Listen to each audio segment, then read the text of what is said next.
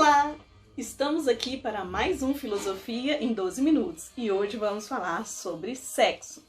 Sim, sexo é um tema muito polêmico que as pessoas falam bastante e vivemos numa sociedade em que predomina o pansexualismo, ou seja, em todos os âmbitos sociais a cultura é de que o sexo está sempre presente. Mas nós precisamos ter algumas distinções e nós podemos ter teorias diferentes também sobre o sexo. As diferentes áreas das ciências humanas e sociais estudam o sexo e as suas implicações biológicas, culturais, sociais, até mesmo econômicas e políticas. Enfim, nós temos que entender que é uma questão que é muito importante na vida de todo ser humano. E a filosofia também não fica atrás nas discussões sobre a sexualidade. Bom, quando falamos de sexo, a primeira coisa que nós precisamos distinguir é as palavras sexo, sexualidade, ato sexual, ok? Relação sexual, enfim. Primeiro ponto é que sexualidade se refere àquilo que caracteriza a dimensão sexual de um ser, de uma cultura, de uma comunidade, de uma sociedade. Já o ato sexual refere-se ao momento em que duas pessoas desfrutam de prazer mútuo numa relação. E também não podemos restringir o ato sexual ao coito, né? Ou seja, ao ato de penetração de pênis e vagina, que não é só isso um ato sexual. Ou outro tipo de penetração, digamos assim. Então, o ato sexual, não se restringe a isso. A palavra sexo é muito utilizada para definir a estrutura biológica da pessoa, a estrutura natural biológica. Se ela é do sexo feminino ou masculino. Enfim, nós temos muitas discussões a esse respeito e esse vídeo não pretende exaurir todas elas, mas nós precisamos entender que o sexo ou a sexualidade é presente no ser humano, que o ato sexual em si, ele é bom, ele gera prazer e que existem distinções sobre como se pensa o próprio ato sexual e a sexualidade. Para isso, nós temos, por exemplo, autores como Freud, que foi um pensador que revolucionou, né, a história da humanidade ao mostrar a pulsão sexual como algo vital, né? Foi a grande contribuição para se quebrar vários tabus em relação ao sexo. O sexo em si, ele envolve tabus em relação ao corpo, em relação a padrões sociais, éticos, morais, religiosos, enfim, uma série de questões. Mas é importante a gente aprender a olhar para a nossa sexualidade sem esses tabus, sem traumas, para poder expressar a nossa sexualidade da melhor forma possível. E aí um autor que eu gosto muito que discute sobre isso é o Merleau-Ponty, que inclusive é o que eu trago como escopo na minha tese de doutoramento. Dentro da fenomenologia, o que importa é a intencionalidade. Então nós somos seres que temos intencionalidades e vivemos e agimos com outras pessoas a partir dessa intencionalidade, um fluxo de intencionalidades. Mas diferente de Freud, para Merleau-Ponty, não é a sexualidade que vai definir a corporalidade. O nosso corpo é um corpo pensante e uma das formas dele se relacionar com os outros corpos é através da sexualidade. Mas para Merleau-Ponty nem tudo é pulsão sexual. Mas o corpo é muito importante para a expressão do indivíduo, segundo Merleau-Ponty. Então, há uma relação mente e corpo que é inseparável, segundo o autor. E nesse sentido, para ele, a sexualidade ela é plena a partir do momento que ela envolve uma intencionalidade livre, autônoma, e que expresse corpo e mente, esse corpo pensante.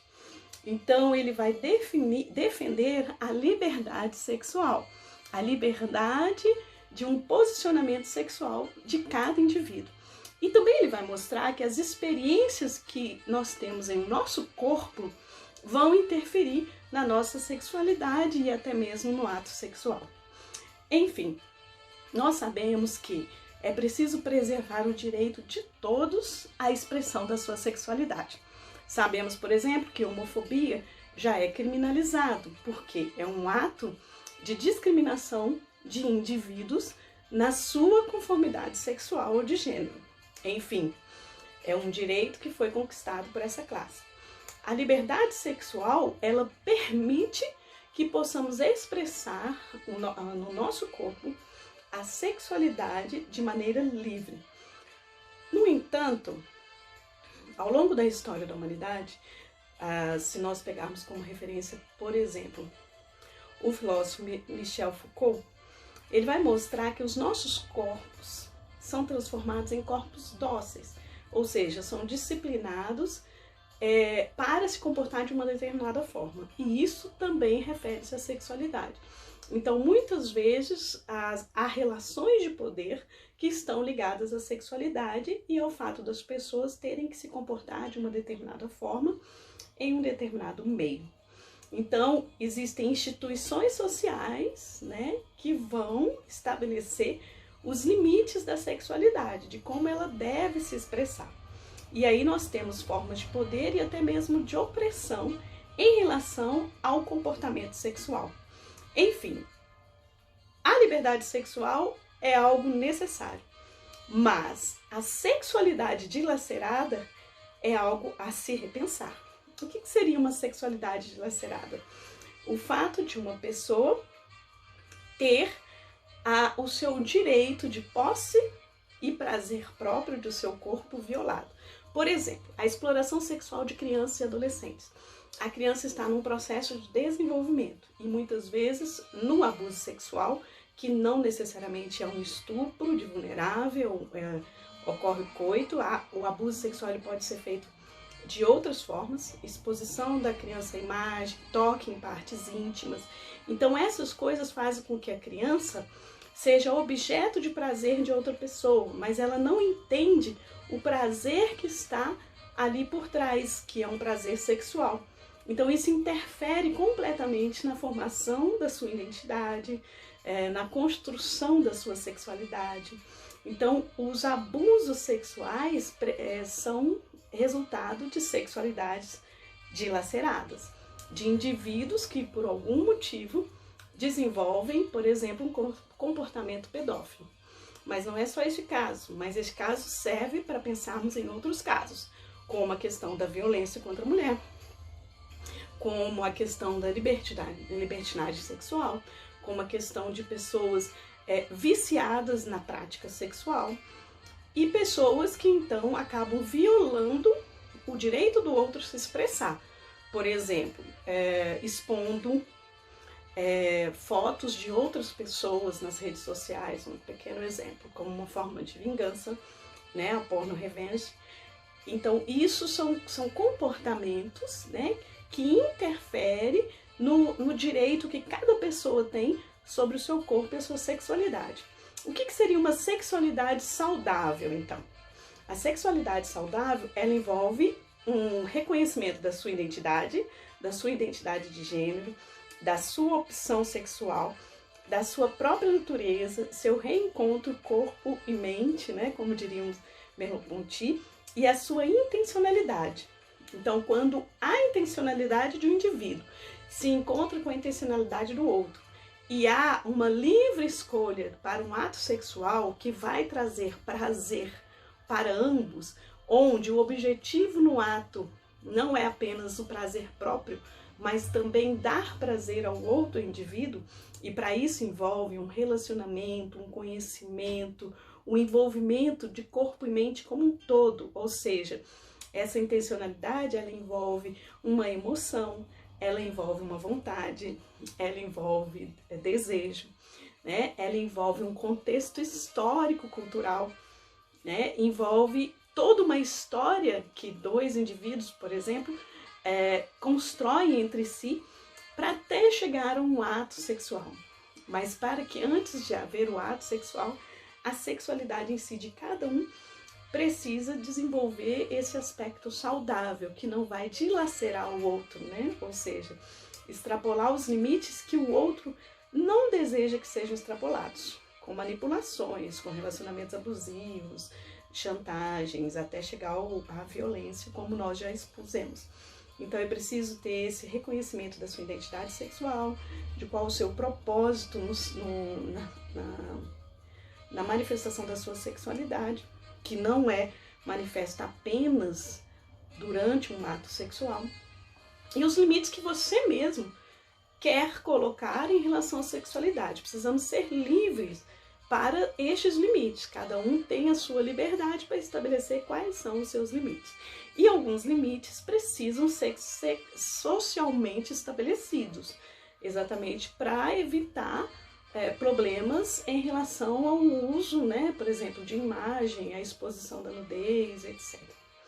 Então, essa sexualidade saudável, né, ela vai contra o que nós temos hoje, que é um hedonismo sensorial exacerbado, né, digamos assim, que leva ao pansexualismo. Então, o hedonismo, que é uma corrente filosófica que defende que o sentido da vida, da existência, está no prazer, é uma corrente filosófica que já existe há muitos anos, né? Ela foi criada, né, na Grécia Antiga, né, no período helenístico, por Epicuro. Mas quando Epicuro defende o hedonismo, ele não coloca o hedonismo no âmbito apenas sensorial, só prazeres sensoriais. Inclusive, ele fala do prazer da amizade, do prazer de se alimentar em uma boa companhia, do prazer em restringir a sua vida a pequenas coisas, não depender do seu prazer de situações alheias a você mesmo. Ele fala da simplicidade e de tantos outros valores que é bem diferente do hedonismo contemporâneo.